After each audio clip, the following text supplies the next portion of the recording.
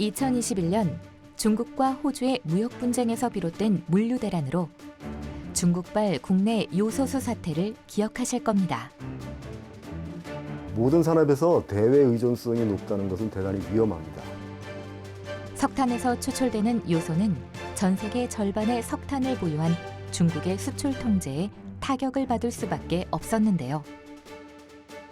제2의 요소수 사태를 막기 위한 방법 중 하나로 우리는 원료 재활용 기술을 고민해 봅니다. 국가적으로나 사회적으로 굉장히 중요한 물질이라고 생각합니다. 물류 대란이라는 공급 비상에서 수입 의존도를 낮출 근본적 대책으로 자리매김할 수 있을지, 재발 방지를 위한 수급 관리 계획에 자원순환의 가치를 더한 청사진을 따라가 봅니다.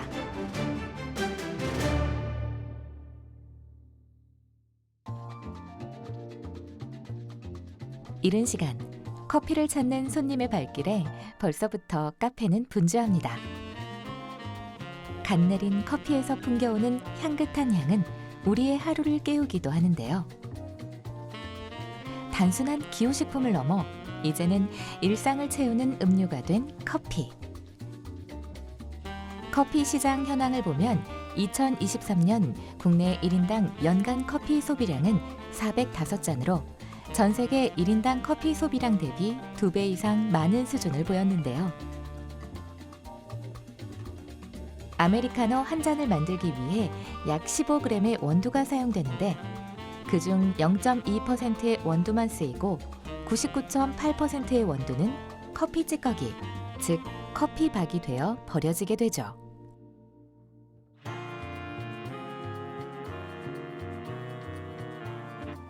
다행히 최근 커피박을 재활용하는 기업이 점차 늘고 있는데요. 그 중에서도 수채 기능을 대신하는 활성탄으로서 응용되고 있습니다. 활성탄 그 이름 때문에 연탄을 연상하기 쉽지만 영어로는 액티베이트 카본 또는 카본 블랙이라고 하고요. 미세한 탄소 분말이고 탄소로 구성된 다공성 복합체, 탄소 복합체 이렇게 생각하시면 되겠습니다. 그리고 용도에 따라서 펠릿으로 성형해서 사용하기도 합니다. 활성탄을 현미경으로 살펴보면 구멍이 숭숭 뚫려 있어가지고 그 사이로 작은 물질들이 들락날락하게 되죠. 그래서 악취나 분말, 가스들이 이 구멍 사이에 붙잡히거나 머무르게 되는 것이죠. 그래서 오염물질을 제거하기 위해 널리 사용되는 물질입니다. 커피 찌꺼기인 커피박은 생활 폐기물로 분류돼 대부분 매립지에서 소각되는데요. 2030년부터 가연성 폐기물 매립 중단을 앞두고 있어 커피박의 재활용이 더욱 절실한 시점입니다. 이게 바로 활성탄의 원료로 쓰이는 커피 찌꺼기입니다. 이렇게 이제 모래처럼 보이지만 실제로 파헤쳐 보면 커피 색깔이 잘 드러나죠. 커피 찌꺼기로 만들어진 활성탄은 탄소 함유율이 높아 불순물 흡착성이 우수하고 또 유해 물질이 없어 안정성과 기능성을 갖춘 활성탄으로 평가됩니다. 아마 원료를 보시면 알겠지만 간혹 가다가 뭐 비닐도 좀 섞여 있고 뭐 불순물도 있으니까 한번 채로 쳐가지고 공합으로 해서 저쪽으로 보내주는 역할을 합니다. 먼저 커피박 전처리 공정으로 수거된 찌꺼기들은 1차 건조를 거치게 되는데요. 열 처리를 통해 건조시키는 방식입니다.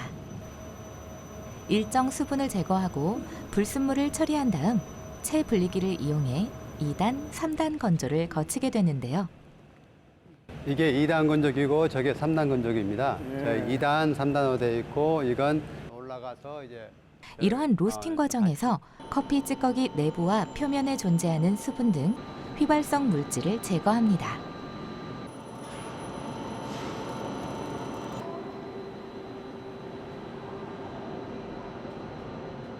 (1차) 로스팅 이후 2, 3차 건조를 거치면 65%의 함수율에서 15% 전후로 함수율이 낮아지게 되는데요.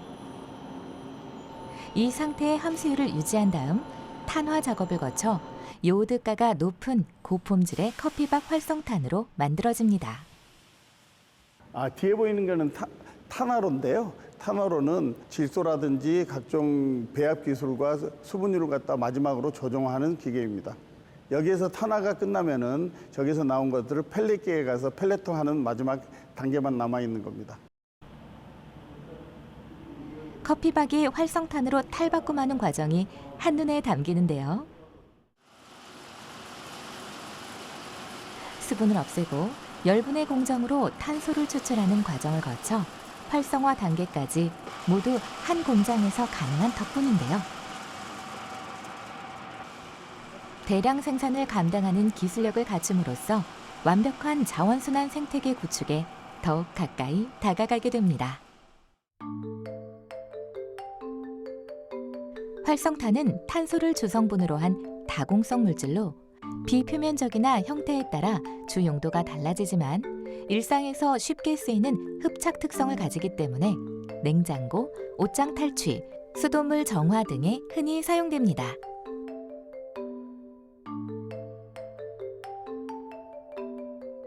기존에는 주로 야자, 목탄 등이 원료인 야자계와 갈탄, 무연탄 등으로 만들어진 석탄계가 주 원료로 쓰였는데요.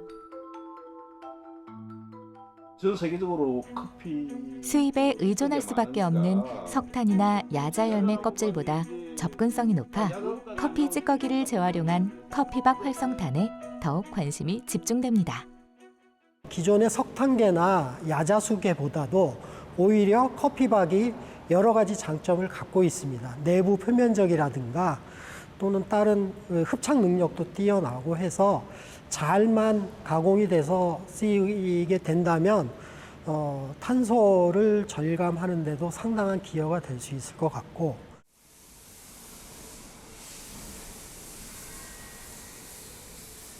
손상된 자동차의 외형을 복원하는 판금 도색 작업이 이루어지는 곳입니다. 이곳 도장업체는 작업 시 발생하는 미세먼지 등 대기오염 물질을 방지하기 위해 유해가스 포집용으로 커피박 활성탄을 사용하고 있는데요. 자동차 도장 부스에서 발생하는 여러 불순물을 제거하기 위해 많은 양의 커피박 활성탄이 쓰이게 됩니다. 공기 중 오염된 먼지나 유해 물질을 제거하는 활성탄의 기능을 유지하면서 도장 작업에 영향을 미치지 않는 오염 방지 시설이 중요할 텐데요. 도장할 적에 악취 제거하는 역할을 하는 게 활성탄이게 도장 부수 중에서 제일 중요한 역할을 합니다. 도장 부스 집진기 내 활성탄을 주기적으로 교체하지 않을 경우 도장 가루나 먼지가 흡착되지 않아 방지 시설로서 제 역할을 하지 못하게 됩니다. 효과적인 방지 시설을 운영하기 위해 주기적으로 커피박 활성탄을 교체해야 원하는 효과를 얻을 수 있겠죠. 옛날에는 뭐 한 6개월, 한 3개월마다 한 번씩 바꿔줘야 되는데 이 커피박으로 만든 활성탄은 한 6개월 정도는 성능을 갑니다. 발휘해야. 활성탄의 품질을 조사하는 방법은 여러 가지가 있는데요. 그중 가장 간편하고 쉬운 방법 중 하나로 활성탄의 흡착력을 나타내는 요오드가에 따라 품질을 구분할 수 있습니다. 중국에서 들어오는 활성탄의 요오드가는 통상 500 전후가 되고요. 그 다음에 요오드가가 950이 넘어가면 뭐 톤당 450만 원에서 500만 원씩 하는 굉장히 고가의 제품이기 때문에 지금 저희는 커피 찌꺼기를 활용해서 현재 개발되어 있는 상태는 양산 기준으로 750 전후가 되어 있고요. 저희가 기술적으로는 1100 이상의 제품을 생산할 수 있는 기술을 확보하고 있습니다. 높은 요오드 흡착력을 보일수록 오염물질 정화에 탁월한 도움을 줍니다. 이렇게 만들어진 커피박 활성탄은 오염 방지 시설이 필요한 공정시설뿐만 아니라 정수기, 공기청정기 등에 쓰이며 일반 가정에서도 그 역할을 해내게 되죠. 활성탄은 특히 우리가 먹는 물을 정수할 때 가장 많이 사용하고 있습니다. 그래서 그 오염물질을 제거하는 필터 역할을 하기도 합니다. 또한 그 대기오염 배출 업체에서도 많이 사용하고 있죠. 악취물질 또는 유해물질을 흡착할 수 있는 탁월한 능력이 있기 때문에 많이 사용하고 있습니다. 그 이외에도 다양한 산업 분야, 뭐 의약품이라든지 전자, 기계, 제조 공정 등에서 원래 정제나 오염 물질을 제거할 때 사용하는 아주 중요한 그 물질이라고 생각할 수 있습니다. 커피 찌꺼기를 활용한 업사이클링 프로젝트의 성공적인 시작을 알리는 현장입니다. 활성탄 제조 기업의 획기적인 기술에 국내 굴지 대기업이 관심을 보이게 된 것인데요. 이번 업무 협약을 통해 커피박 활성탄 시장을 선점하고 세계적인 환경 소재 기업으로 성장하겠다는 기업 저마다의 의지를 확인하게 됩니다. 이번 MOU도 아시겠지만 이제 활성탄을 만든 어떤 소재가 이 커피박이라는 커피를 마신 다음에 나오는 찌꺼기를 재활용하는 이런 사업이기 때문에 저희가 이제 친환경적인 어떤 사업 구도 안에서는 좋은 어떤 저희가 그 비즈니스 찬스가 있을 걸로 보고 뭐 가볍게는 이제 국내부터 시작을 해서 장기적으로는 해외 쪽 발전소까지 저희가 한번 비즈니스 기회를 찾아보려고 합니다. 생활 속 버려지는 쓰레기를 재활용함으로써 자원순환 가치를 실현하는 연구 성과가 지속될 수 있도록 체계적인 시스템을 구축해 나가고 있습니다. 양산에 성공한 국내산 활성탄을 여러 기업 국가기관에 잘 사용했을 수 있었으면 좋겠고, 저희 또한 환경산업의 대기의 오염이라든지 미세먼지에 저희 제품이 역할을 해서 국민들의 건강한 환경을 이루어졌으면 좋겠습니다. 진정한 지속 가능한 발전은 무엇인지 우리 사회는 끊임없는 고민을 이어갑니다.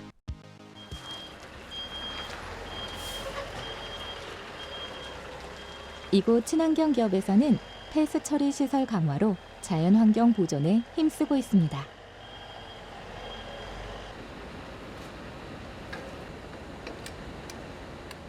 현대 사회에서 폐수나 하수를 처리하는 일은 오염물질로부터 깨끗한 생태계를 유지하는 중요한 기능 중 하나인데요. 수처리의 과정이 없다면 폐수에서 발생하는 독성 요소로부터 우리 일상은 위태로워질 수밖에 없을 겁니다. 이 친환경 기업은 수질 보전을 목표로 도시화를 거스르는 폐수 처리에 꾸준히 도전 중에 있는데요. 좀 더 봐야 될 것 같아요. 먼저 수처리장으로 들여온 폐수는 드럼 스크린을 거쳐 이물질을 제거한 다음 집수조 저장소에 보관됩니다. 집수조에서 물을 끌어올려서 1차 화학 처리 과정을 거치는 곳입니다.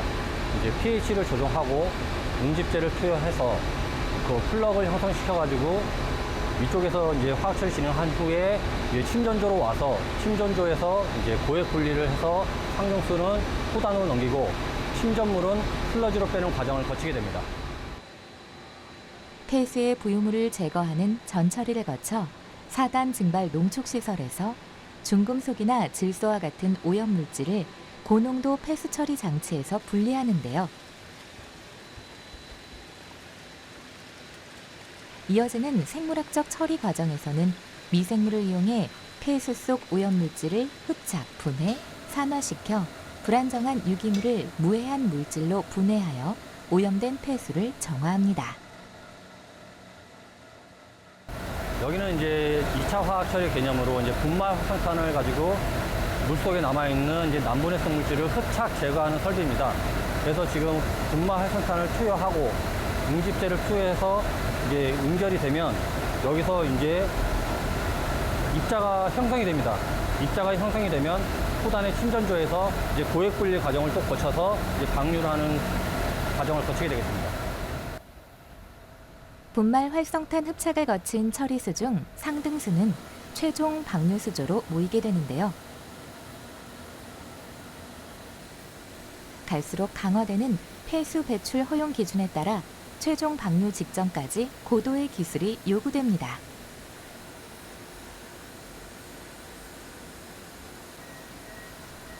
이곳 방류수조에서 바로 방류되는 것이 아니라 활성탄 여과기로 이어지는 수조까지 한 번 더 넘어가게 되는데요.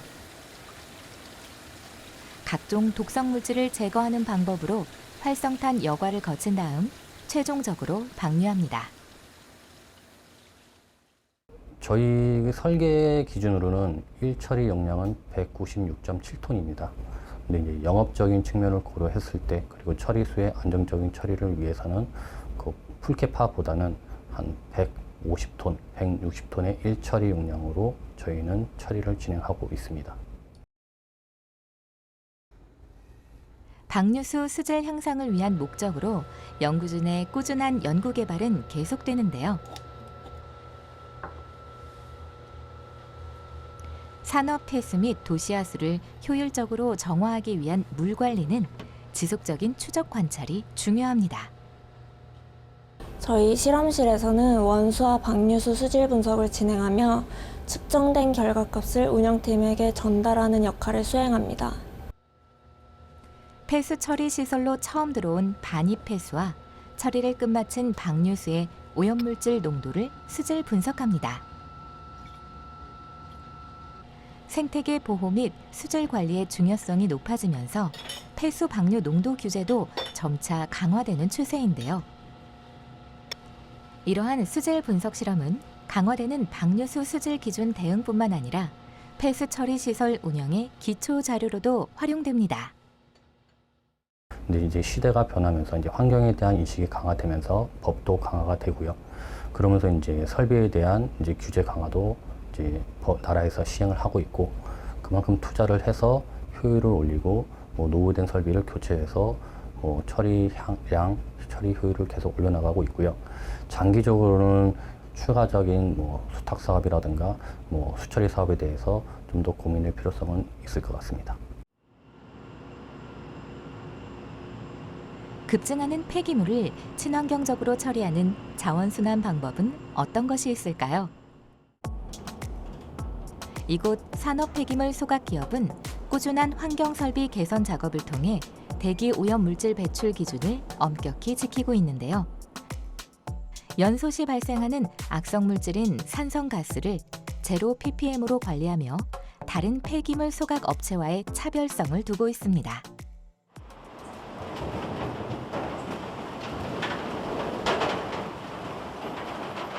먼저 지자체나 관공서 또는 가정용 폐기물이 반입장 저장소로 투입되고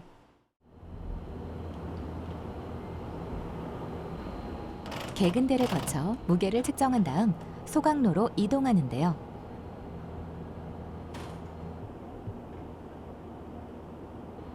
굴삭기를 이용해 불연물이나 가연물 등으로 분류되어 각각 소각 처리됩니다.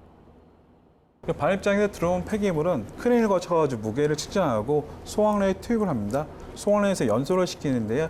고온의 가스가 연소되면은 저희가 보일러를 통해 가지고 스팀을 생산하고 있습니다. 이 스팀은 발전소로 들어가게 되고요. 나머지 후단 설비는 저희가 생산되는 오염 물질을 제거하기 위한 설비입니다.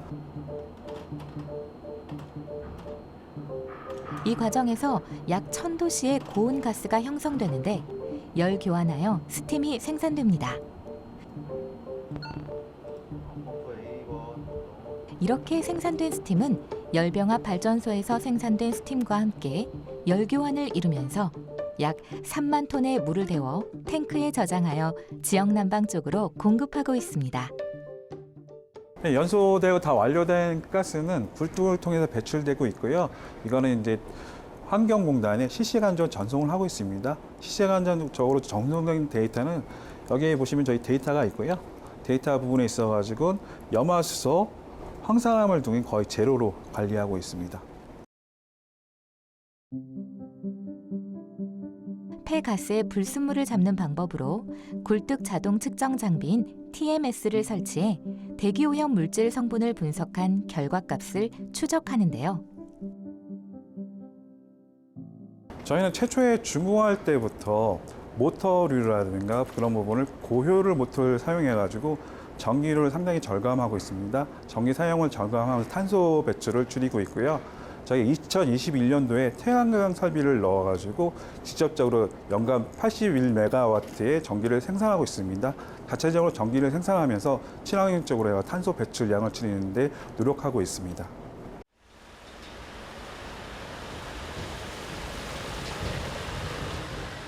건설공사 빈도와 규모가 갈수록 커지는 만큼 투입되는 자재량 역시 증가하고 있는데요. 이 과정에서 발생하는 환경오염을 해결하기 위해 산업 폐기물 재활용 방안에 대한 관심도 나날이 증가하고 있습니다.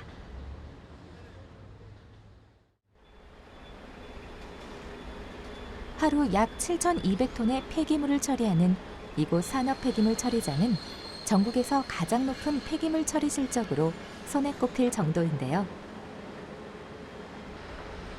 이렇게 우수한 실적이 가능했던 이유엔 체계적인 폐기물 재활용 시스템이 자리한 덕분입니다. 일단 건설 폐기물이 들어오게 되면은 저 반입장으로 반입하게 되어 있습니다. 반입장에 반입하고 그다음에 이쪽 시설물 자체를 투입해서 투입한 다음에 그 파쇄, 분쇄, 선별을 통해 갖고 재활용할 수 있는 걸 최대한 재활용을 하고요. 국내 최초로 도입된 건설 혼합 폐기물 자동화 시스템으로 분리가 어려운 혼합 폐기물의 정밀 선별이 가능해졌는데요. 덕분에 재활용 자재 회수율도 높아집니다. 다양한 종류의 산업 폐기물을 크기와 재질에 따라 구분해 재사용할 수 있는 부분을 적극 활용하는데요. 이 친환경 기업은 환경부 기준 98% 이상의 산업 폐기물을 재사용한다고 합니다. 마지막까지 남겨진 폐기물들은 작은 돌덩이나 가루 형태로 분쇄되어 친환경 인공 성토와 복토로 재탄생되는데요. 신기술 설비를 이용해 만들어진 고품질 순환 골재는 도로 포장 등 다짐 작업에 쓰이게 됩니다.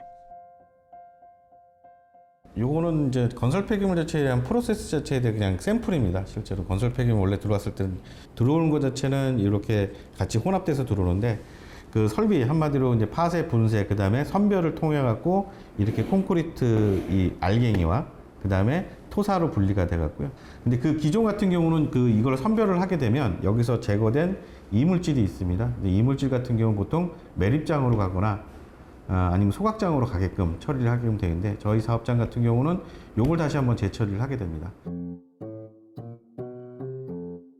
이곳 사업장은 최종 파쇄까지의 모든 과정이 친환경 돔시설 안에서 진행됩니다. 폐기물 처리 과정에서 발생하는 유해성 물질의 외부 유출을 막아 대기 오염원을 원천적으로 차단하는 역할을 하는데요. 각 출입구에 설치된 안개 분사 형식의 미스트 스크린이 내부에서 외부로의 오염원 유출을 이중으로 막아주는데요. 과거 열악한 상태의 폐기물 처리장이 아닌 현대화 시설을 갖춘 지속 가능한 산업 폐기물 처리 현장을 확인할 수 있습니다. 주민들이 제일 싫어하는 것 자체가 거기서 발생되는 비산먼지라든지 소음 때문에 민원들이 많습니다. 그러다 보니 혐오시설로 낙인이 좀 찍혀 있는 거고요. 근데 그거를 저희 사업장 같은 경우는 그걸 방지하기 위해서 파쇄, 분쇄 시설 전체를 옥내 한마디로 건물 안에 다 집어넣어서 거기서 발생되는 먼지 자체가 바깥으로 나가지 않게 억제를 하게끔 되어 있는 것이고요. 우리의 일상과 산업에서 불가피하게 발생하는 폐기물. 그 배출량 역시 매년 증가하고 있습니다.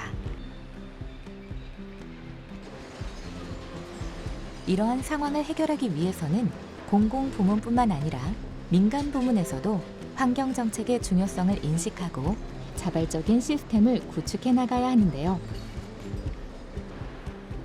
이미 발생한 폐기물을 재활용하는 것뿐 아니라 선제적으로 폐기물 자체를 줄이는 것에도 초점을 맞춰야 합니다. 여기에 국민 모두의 관심과 참여가 더해지면 어떨까요?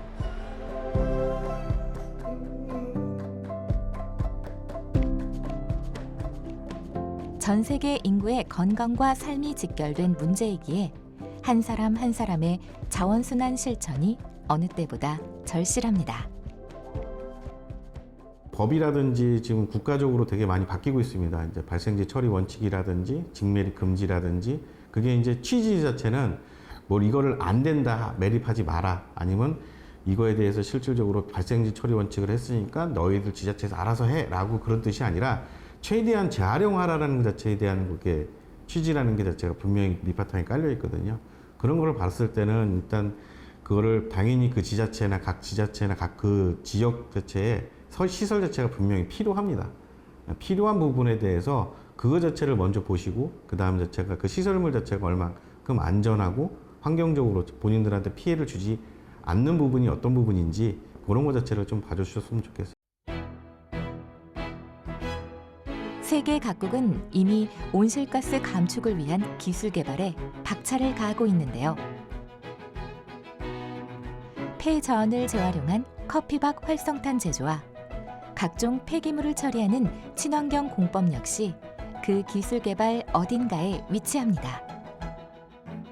어떤 기술이 국가와 지구 그리고 사람을 위한 기술인지 사회적 책임을 염두에 두고 다시 한번 자원순환의 흐름을 살펴야 할 때입니다.